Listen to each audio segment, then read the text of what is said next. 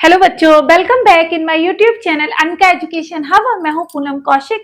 तो चलिए स्टार्ट करते हैं हमारी सीटीपी की क्लास को। आज बच्चों हम लोग थॉर्नडाइक जी के जो नियम है सीखने वाले उनको हम देखेंगे। पिछली वीडियो में हमने इनकी पूरी थ्योरी को पढ़ा है, उनके नियमों का हमने सिर्फ चर्चा कर पाए थे क्योंकि वो वीडियो बहुत लॉन्ग हो जाती फिर, तो इसीलिए आज हम उनके नियम को पढ़ेंगे। ठीक है, तो थॉर्नडाइक जी ने जो लर्निंग के लिए जो अपने नियम बताए या सीखने के जो नियम बताए बच्चों, वो दो प्रकार के बताए। कितने प्रकार के बताए? दो प्रकार के बताए। पहला उन्होंने बताए मुख्य नियम, मुख्य नियम, और दूसरे बताए बच्चों उन्होंने गौड़ नियम, यानी कि सीखने के प्राइमरी रूल्स और हमारे सेकेंडरी रूल्स। ठीक है, हो गए। अब जो मुख्य नियम है थॉर्नडाइक के बच्चों, इनकी संख्या है 3 और सीखने के जो गौड़ नियम है या सेकेंडरी रूल्स है ये है संख्या में 5।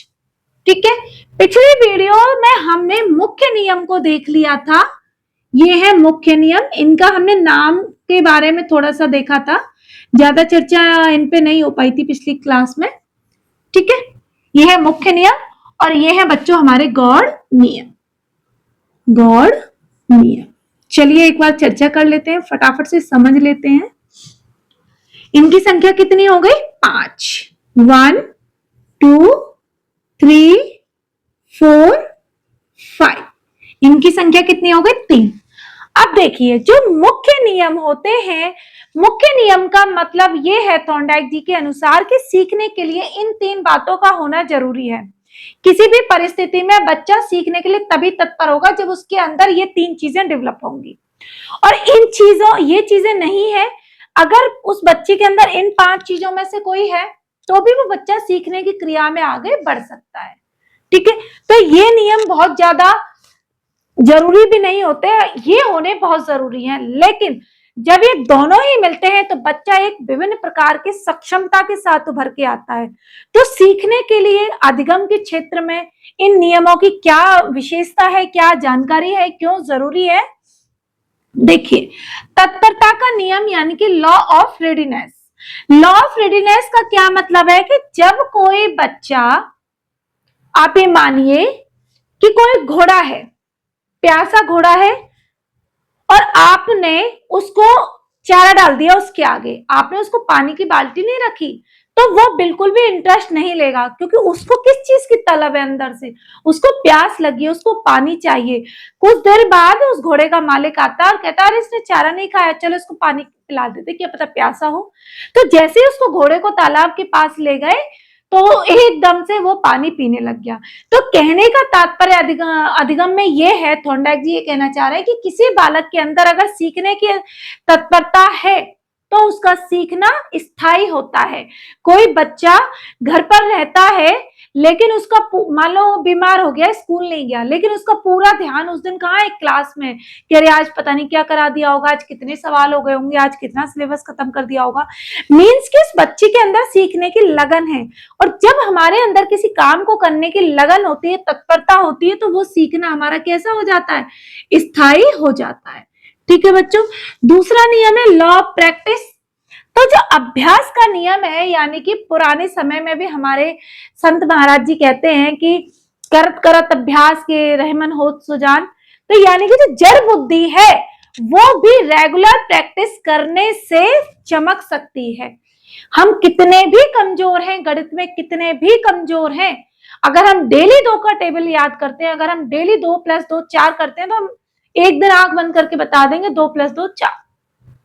ठीक है, तो कोई बच्चा अगर वो पढ़ने में कमजोर है, लेकिन अगर शिक्षक चाहे कि उसकी कमजोरी को रोज रोज अभ्यास करवाए क्लास में, तो वो बच्चा अभ्यास के नियम के द्वारा सीख सकता है। ठीक है, तीसरा है लॉ ऑफ इफेक्ट। प्रभाव का नियम क्या है? यानी कि क्लास में एक बच्चा 1 घंटे की क्लास उसने ली और नेक्स्ट डे वो उस क्लास को लेने के लिए एक्साइटेड हुआ, या उस क्लास को लेकर उसे थकान नहीं हुई, या उस क्लास को लेने के बाद जब वो बाहर आया तो खुश हुआ, तो उसकी माँ ने पूछा कि आपको ट्यूशन अच्छा लगा बच्चा? तो बोलता है हाँ मम्मा मुझे क्लास बहुत अच्छी लगी और मैं रोजाना जाऊंगा।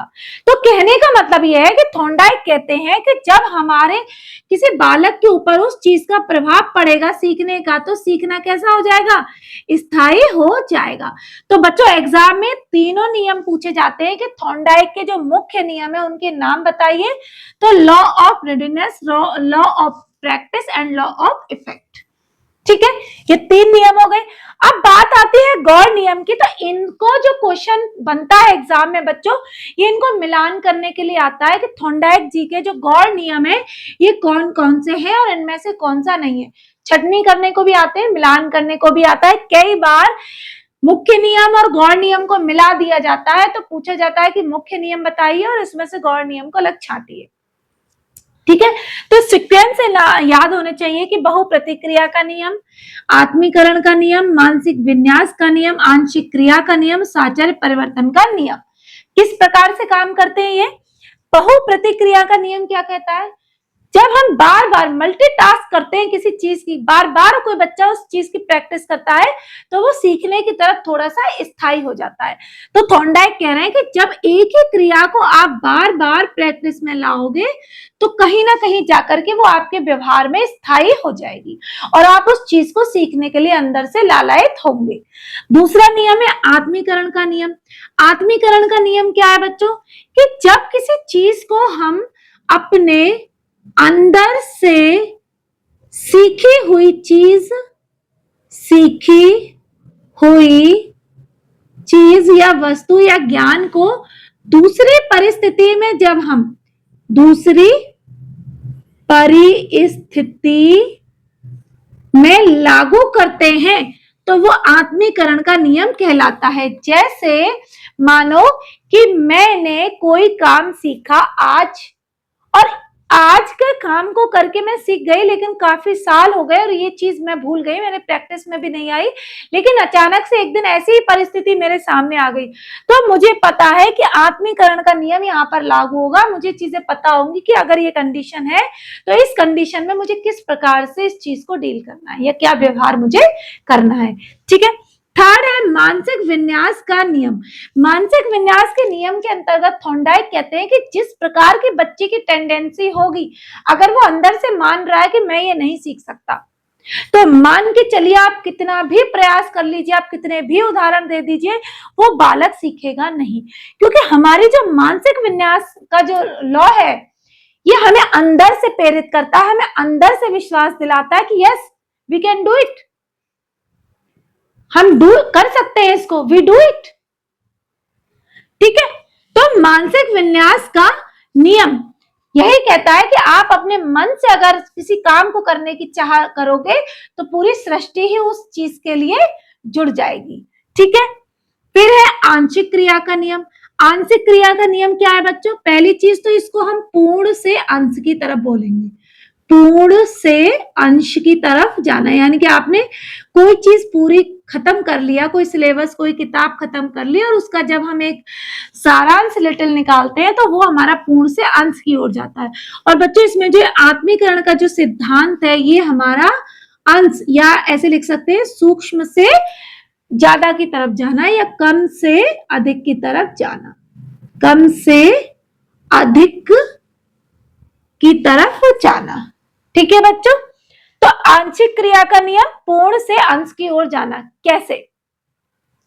कि आपने मान लो कि टेट के लिए आपने पूरी सीडीपी खत्म कर दी, चाइल्ड साइकोलॉजी आपने पूरा खत्म कर दिया, अब आपको क्वेश्चन सॉल्व करने हैं। तो जब आप पूरे सिलेबस में से केवल 100 क्वेश्चन को सॉल्व कर रहे हो तो आप आंशिक क्रिया का नियम लागू कर रहे हो अपने ऊपर, यानी कि मैंने पूर्णता तो हासिल कर ली, अब उस पूर्ण में से मैं अंश कितना कलेक्ट कर पाता हूं, कितनी चीजें मैं सही कर पाता हूं, ये यहाँ पर थॉर्नडाइक जी कह रहे हैं। ठीक है बच्चों, लास्ट है इनका कि साहचर्य परिवर्तन का नियम। साहचर्य परिवर्तन का नियम कैसे? कि एक बच्चा है, वो बच्चा कहीं खो गया, या मान लो बच्चा कोई किसी बीमारी से ग्रसित है, तो उसकी माँ जो है उस बच्चे को देख करके रो रही है, या मान लो बच्चा कहीं खो गया, कुछ हो गया है, आज वो माँ उस स्थिति में रो रही है।